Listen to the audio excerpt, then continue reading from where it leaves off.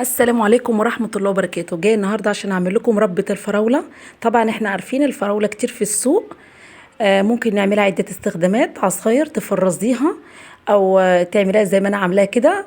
قطعت العنقود اللي فوق كده بتاعها، وبعد كده غسلتها غسلة حلوة وقطعتها تقطيع صغير، حطيت عليها سكر لمدة 4 ساعات. بعدها بصوا المية دي مش حاطة مية منها فيها، حطيت عليها كام عود قرنفل كده، واحط عليها نص ليمونه. لو ليمونه كبيره هتحطي نص ليمونه، اما الليمون البلدي الصغير هتحطي ليمونه واحده بس.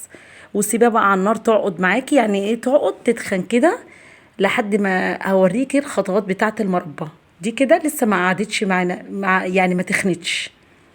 بصوا مريمه كده، يبقى لسه ما تخنتش، ما عملتش مربى لسه. هضطر اوطي عليها خالص، بتوطي عليها خالص وتسيبها بقى مع نفسها كده. بصوا هي كده عقدت معايا وبقت تخينه، هي حلوه بسم الله ما شاء الله. بصوا طول ما انت موطيه على المربى كده تطلع معاكي حلوه وجميله كده. بصوا المهم ما تفرش منك. تخنت كده اجيب برطمان معقمات تعقيم حلو ما فيهوش ولا نقطه ميه، والمعلقه تبقى ناشفه خالص ما فيهاش ولا نقطه ميه، برطمان عادي زي الموجودين عندنا. بصوا المعلقه ناشفه خالص.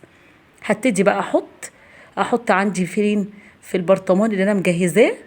اعملي بقى من الموسم الفراوله كتير قوي اليومين دول، بتعملي منها عده استخدامات. فرزيها، اعملي منها بقى ايه برطمانات مربى بقى، وفرحي اولادك بالمربى اللي انت عاملاها. بصوا بسم الله ما شاء الله تخينه وجميله جدا.